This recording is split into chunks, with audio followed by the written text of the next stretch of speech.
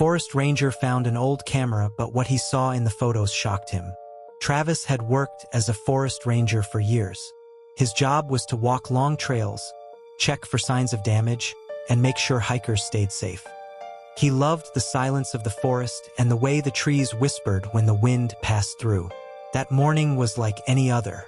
The sun was just starting to rise, and the forest was cool and damp. Travis walked down a quiet path near the edge of the park. The ground was soft from rain the night before. Leaves stuck to his boots, and small puddles dotted the trail. Birds chirped in the trees above him. Everything seemed normal. As he walked further, something on the ground caught his eye. It was a small glint of light, almost hidden by mud and wet leaves. He stopped walking and stepped closer. At first, he thought it was just trash. Maybe a can or a piece of metal left by careless hikers. Trash wasn't rare, and Travis often carried a bag to pick up whatever people left behind. He bent down and brushed some of the mud aside with a stick. The object was flat and square. He reached out and pulled it from the ground. It came loose with a soft sucking sound as the wet dirt let go. He wiped it off with his glove, expecting to toss it in his trash bag. But when he looked closer, he realized it wasn't trash. It was an old camera. Not a phone camera or the digital kind people brought on hikes now. This one had buttons and dials. It looked heavy, with thick parts and a spot for film. Its surface was covered in rust, and the lens was almost hidden behind grime. The back had a metal latch now almost stuck shut. Parts of it were bent, and water had clearly gotten inside. Travis turned the camera in his hands. It didn't look like anything modern. He had seen old cameras in books and museums, but never in person. The kind with film rolls instead of memory cards. This one looked like it had been sitting in the mud for years, maybe decades. The forest often kept secrets, and sometimes things lost long ago surfaced again. He looked around. There was no sign of a trail leading to where he found it. No footprints, no old campsite, no reason for a camera to be there. Just trees, ferns, and moss-covered rocks. The nearest hiking trail was at least a mile away. Whoever left the camera must have gone off the path. Or maybe it had been dropped long ago and slowly got buried by rain and leaves. Travis didn't know why, but the camera gave him an odd feeling. It wasn't just that it was old. It was the way it had been hidden, as if someone didn't want it found. Still, his job taught him to look at everything as a clue. Fires, broken trees, even strange objects. Everything had a cause. He didn't want to break it further, so he didn't open it then. He tucked the camera into his backpack and stood up. His gloves were muddy, and the damp chill of the forest had settled into his jacket. As he looked around one last time, the trees stood still, quiet and tall. The wind had stopped. There were no animal sounds now. The silence felt heavier than before. Travis turned back and continued walking, taking a different trail that looped back to the ranger station. He kept thinking about the camera. Who had owned it? Why had it been left there? He had found lost backpacks and even old boots before, but never something like this. At the station, he finished his daily report and cleaned off his boots. He didn't tell anyone about the camera yet. It felt like something he needed to look into himself. He wanted to know what kind it was, how old it might be, and maybe if there was anything still inside. Sometimes cameras had film left in them, and sometimes that film could still be developed. Travis placed the camera on his desk and sat down beside it. The rust on the surface flaked off in small bits. The lens was still cloudy with dirt, and the back latch was stiff. He fetched a soft cloth, a bowl of water, and a brush with gentle bristles. He did not want to damage it. If it held anything inside, he needed to be careful. He dipped the cloth into the water and started to wipe the outer parts. The grime came off slowly. The rust was deep, and the metal felt thin in some places. The lens had a layer of dried mud around it. He cleaned it inch by inch. Each time he wiped, more of the camera's original color showed. It had once been gray with small black buttons along the top. When the outside looked clearer, he turned the camera around. The latch on the back was stuck, but he didn't want to force it open. He tapped it gently, then tried again. After a few slow attempts, the latch gave way. The back door opened with a soft snap. Inside was a roll of film. It looked old. The film was a dull brown color, and the ends were curled. Parts of it looked thin and brittle. Travis leaned in closer. There was dust inside the chamber, but the film itself was still intact. It hadn't been ripped or broken. Somehow, after all that time in the mud and water, the roll had survived. Travis knew the film was too delicate for him to handle further. He didn't have the tools or the skills to develop it. If he tried, he might ruin it. And if there was anything on that film, he wanted to see it. He put the camera down carefully. He took a small box from his closet and placed the camera and film inside. Then he closed the lid and locked it shut. The next day, he searched for someone who worked with old film.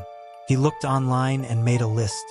Most places only worked with digital photos, but one small shop in a nearby town still handled film from older cameras. The shop was quiet and tucked between a bookstore and a tailor. The sign outside was faded.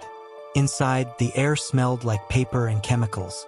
The walls were lined with framed photographs, some black and white, some in soft color. Travis showed the camera and the film to the specialist. The man looked at it for a long time.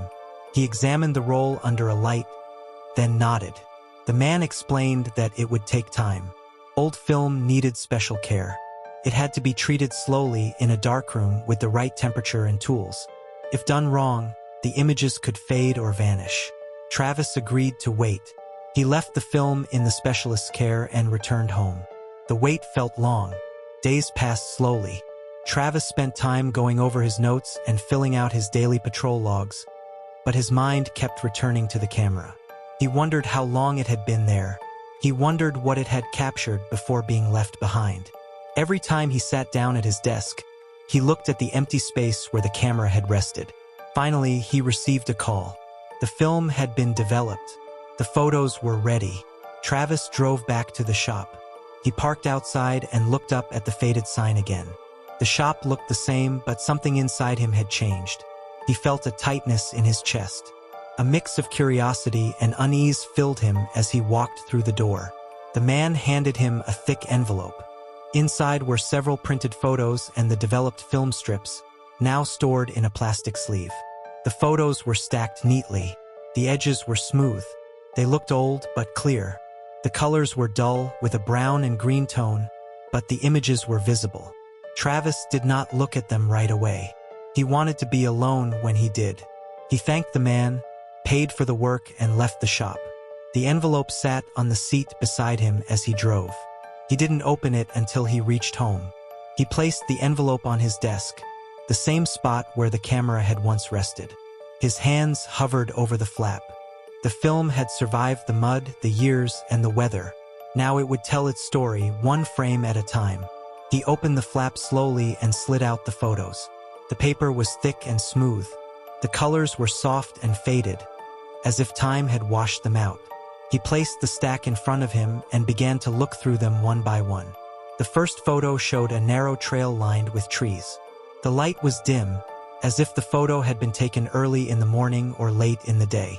The trees stood tall on both sides, their branches hanging over the path. The ground looked wet, and fallen leaves were scattered across it. Travis knew the forest well, and he tried to place where this photo had been taken. It looked familiar but not exact. The next few photos were also of forest paths. Some showed mossy rocks, others showed broken tree limbs. There were no people, no animals, just empty paths and still trees. Something about them felt strange, but Travis could not say why. Maybe it was the way the shadows stretched across the ground. Maybe it was the way the light never seemed to hit the center of the frame. As he flipped to the fifth photo, something changed. This one showed a campsite. It looked old but not abandoned. There were two tents standing on flat ground. A circle of stones marked a fire pit in the middle. Sticks and logs were arranged around it.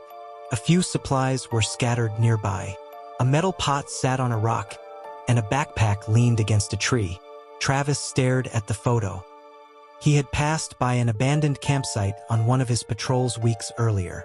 It had reminded him of old ranger maps that marked campsites from years ago. This photo looked like that same place, but here it was still in use. The tents were standing. The items had not been touched by time. The photo looked like it had been taken when people were still living there. In the next photo, a group of people stood around the campfire. There were 4 of them. They were facing the camera, but their faces were not clear. The image was not out of focus, yet their features were blurred. Their arms hung by their sides, and they stood too straight. They did not look like they were moving. They looked frozen, as if waiting for something. Travis looked closer. The way they stood was wrong. Their posture was too stiff. Their legs were spread the same way. Their arms were bent at the same angle. It looked like they had all copied the same pose. The longer he stared, the more wrong it felt. The photo gave off a strange feeling, like something important was missing. The next image was darker. The same campsite was there, but the tents looked older now. One of them had started to sag. The fire pit had been disturbed. The supplies were fewer. The group of people was no longer in the frame. Then he turned to the last photo. This one was different. The trees in the photo looked darker, as if the sun had gone down. The forest floor was covered in shadows. Behind one of the trees, near the edge of the frame, a figure stood. It was tall and thin, almost blending into the trunk. The shape of its body was human, but the face could not be seen. Its head was turned slightly toward the camera. The arms hung low and still. The figure was not close, but it was clear enough to see. It looked like it was watching. It had not been part of the earlier group. It was not standing near the camp or doing anything. It was just there, hiding behind the trees, staring. Travis felt cold. His hands began to sweat. He set the photo down and looked at the others again. None of them showed this figure until the final image. It had not been there before. It had appeared only at the end. He tried to understand what he was seeing. The camera had been left behind in the mud. Someone had taken these photos.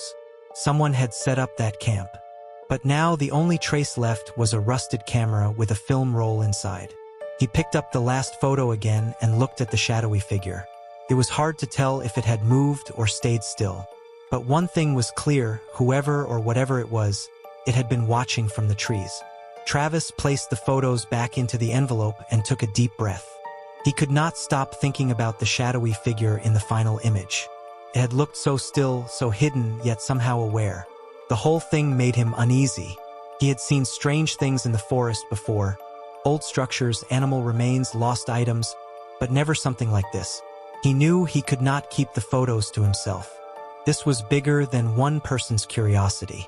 It felt like something that needed more eyes, more minds. So he decided to bring the photos to the ranger station. He chose a day when most of the senior rangers were scheduled to be there. He wanted to hear what they thought.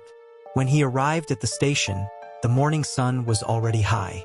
The building stood at the edge of the forest, with a wide deck and tall radio antennas. Inside, the office smelled like coffee and paper. The walls were covered with maps, notices, and photos from patrols. A few rangers were sitting at desks going over reports or checking gear. Travis walked to the main table and opened the envelope. He laid the photos out in order. He stepped back and let the others gather around. They leaned in and began to study the images. At first, they made quiet comments about the forest paths. A few recognized the trees and trails. They pointed out landmarks and guessed where the photos might have been taken. When they reached the photo of the campsite, the room grew quieter. Some of the rangers stared longer than others. One of the older rangers picked up the photo and held it closer. He narrowed his eyes and tapped the edge of the image. He said the place looked familiar. Not just the trees, but the slope of the ground and the way the tents were set up. He had seen that spot before years ago, deep in the forest near a forgotten trail. Then they came to the final photo. No one said anything for a while. The shadowy figure behind the tree drew everyone's attention. It was hard to see clearly, but once they noticed it, they could not look away. The shape, the way it stood, the direction it faced, it unsettled them. Even the more experienced rangers did not have easy answers. Some shook their heads. Others looked at each other without speaking. Another senior ranger stepped forward and studied the camera Travis had brought along. The rusted parts, the thick body, and the design all pointed to something from decades ago. He checked the bottom of the camera and found a faint serial number. The numbers were hard to read, but still visible through the dirt and age. He walked over to an old cabinet near the wall. Inside were records of past equipment, logs of gear issued to Rangers before digital systems took over. He flipped through a few folders and scanned the papers. When he found the matching serial number, he paused. He read the name written next to it. It had been signed out by someone many years ago. He turned around and looked at the others. The name on the paper belonged to a ranger who had gone missing long ago. Her name was Evelyn. Some of the younger rangers looked confused. They had never heard the name before, but the older ones remembered. Evelyn had disappeared without warning nearly 3 decades ago. She had gone on a solo patrol and never returned. A search had been done at the time, but nothing was found. No body, no equipment, no signs of struggle. Just silence. Now her camera had appeared again, buried in the mud, holding photos that showed a campsite still in use, people with blurred faces, and a shadowy figure watching from the trees. The room felt heavy. No one knew what to make of it. The camera was real. The serial number matched. The forest in the photos was real too. Something had happened, and the photos were the only clues left behind. Travis watched the others as they looked at the pictures again. Slower this time, more carefully. The photos had opened something that had been closed for a long time. Travis did not have the answers, but he had brought the first piece of a puzzle that had remained hidden in the forest for nearly 30 years. The name Evelyn brought silence to the room. Some of the older rangers remembered her well. She had once worked the same trails that Travis walked now. She had been young, full of energy, and known for her love of the forest. Her sudden disappearance had left a deep mark on the ranger community. Many people had searched for her, but no one had ever found a clue. Until now. Now, her old camera had turned up in the mud, and with it, photos that showed a place deep in the forest. A place that looked too much like the site she was last known to patrol. The senior rangers pulled out old records. A thick folder was taken from a locked drawer. Inside were reports, maps, and handwritten notes from the year Evelyn disappeared. The pages had yellowed with time. The ink had faded in places, but the details were still there. Travis sat with them and read through each page. One report described Evelyn's last known location. It had been a solo patrol. She was checking remote campsites that were no longer in use. Her last radio message had been short and calm. She had said she was fine and heading toward an old fire watch station. That was the last anyone heard from her. A search team had been sent the next day when she failed to return. They had followed the trail she was supposed to take. They found nothing. No backpack, no boot prints, no broken branches.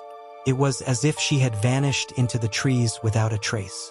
As Travis compared the reports to the photos, something stood out. One photo showed a trail marker barely visible behind the trees. It was tilted and covered in moss, but it matched one shown in the old report. It had been part of a trail that was now overgrown. The path hadn't been used in years. Another photo showed the campsite. In the original report, Evelyn had marked that same campsite as her first stop. The tents in the photo didn't look modern. They looked like the kind used decades ago. The same kind Evelyn would have had.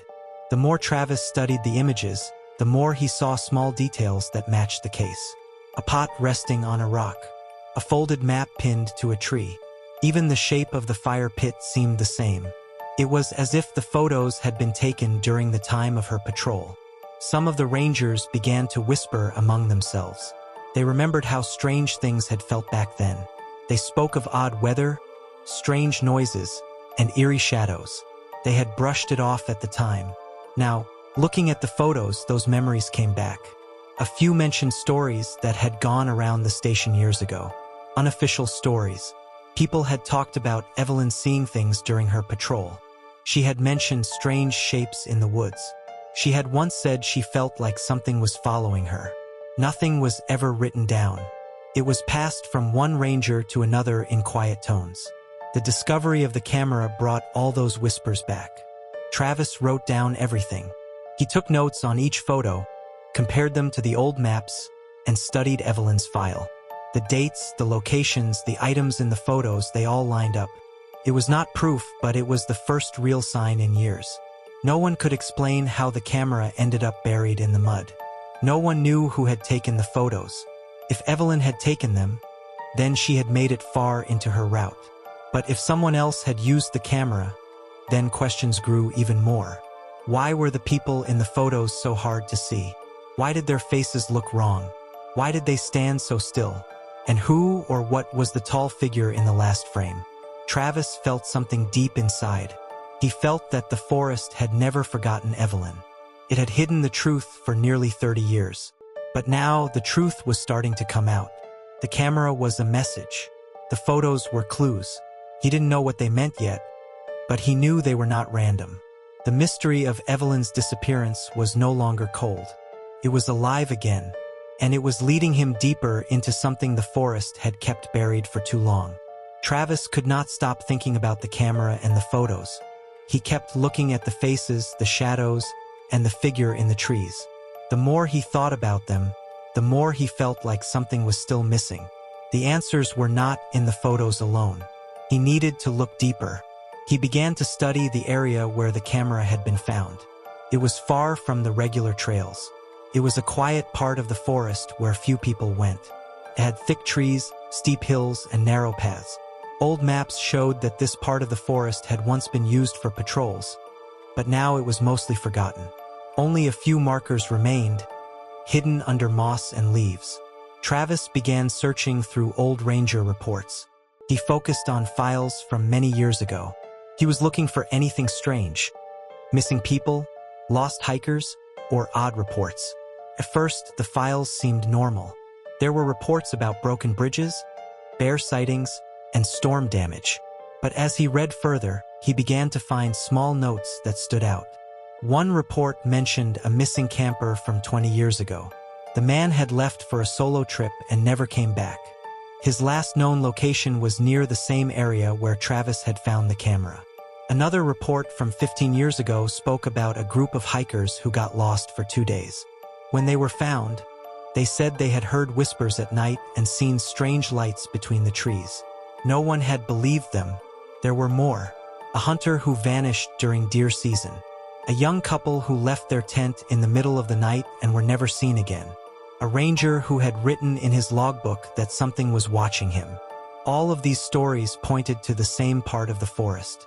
Travis made a list. He marked the years, the names, and the locations. Almost all of them matched a certain section of the woods. It was an area full of hills, caves, and thick brush. It was hard to reach and easy to get lost in. Most people stayed away from it. He also started to talk to the locals who had lived near the forest for a long time. They knew things that were never written down.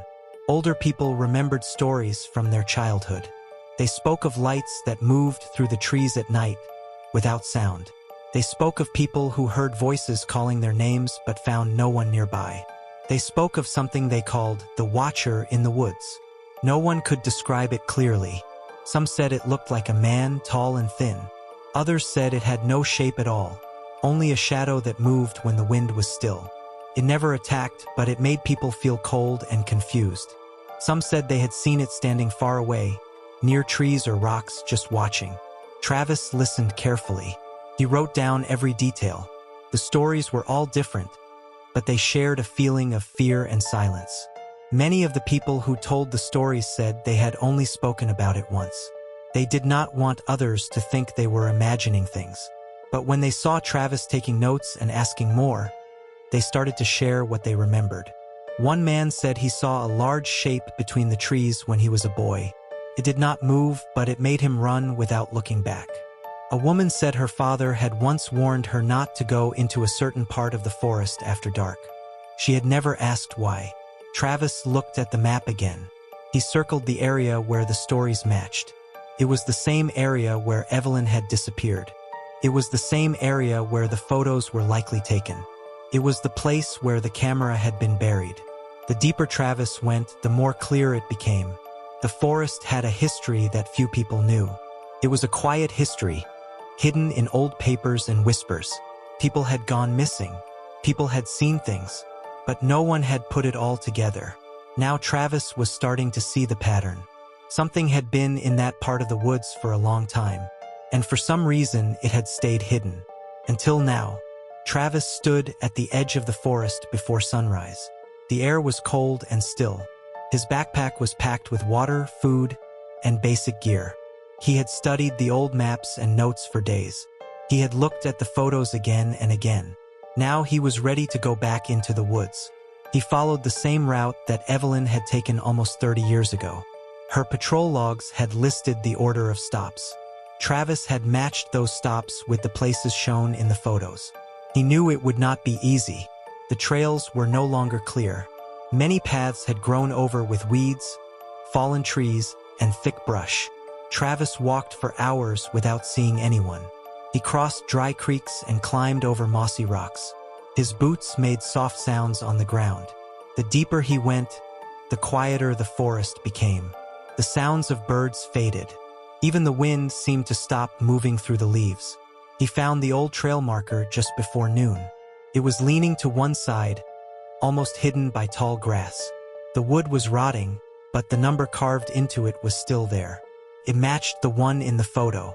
Travis checked his map. He was getting close. Soon he reached the area where the campsite had once been. The trees looked the same. The ground was flat with a slight slope toward the west. He looked around carefully. Most of the signs were gone. The tents, the fire pit, and the supplies had vanished with time. But a few small things remained. There was a ring of stones in the dirt, half covered in leaves. A rusted pot lay nearby, almost buried. A tree had a nail sticking out of it, maybe from an old rope or tarp. Travis took photos of each detail. He compared them to the ones he had brought with him. It was the same place. He stood still for a long time. The air felt heavy. There were no bugs, no birds, no signs of life. It was as if the forest had stopped moving. Travis looked toward the trees, where the figure had stood in the last photo. He stepped closer. There was nothing behind the tree now, just shadows and fallen branches. But the feeling in his chest grew stronger. It was not fear. It was pressure, like being watched. He turned slowly, checking all sides. The forest looked empty, but the silence was too deep. Travis walked farther into the woods, following the path he believed Evelyn had taken next. He crossed a ridge and found a patch of ground where the moss had grown thick. Every step sank slightly.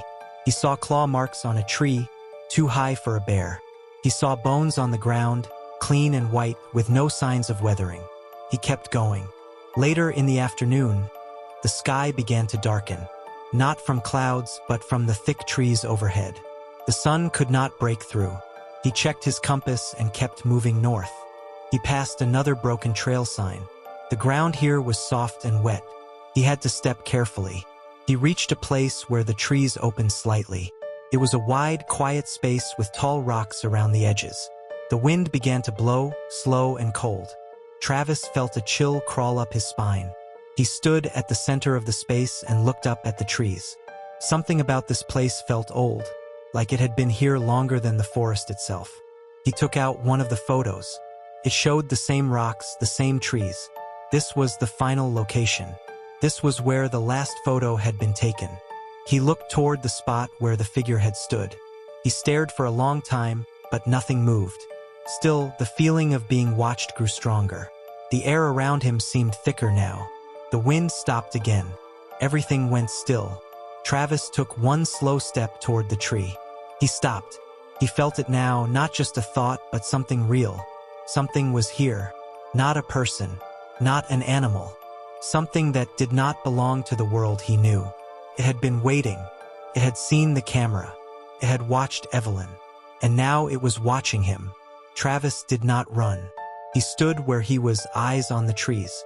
He did not know what he would see, but he knew he had found the place. And whatever was in the forest knew he had come.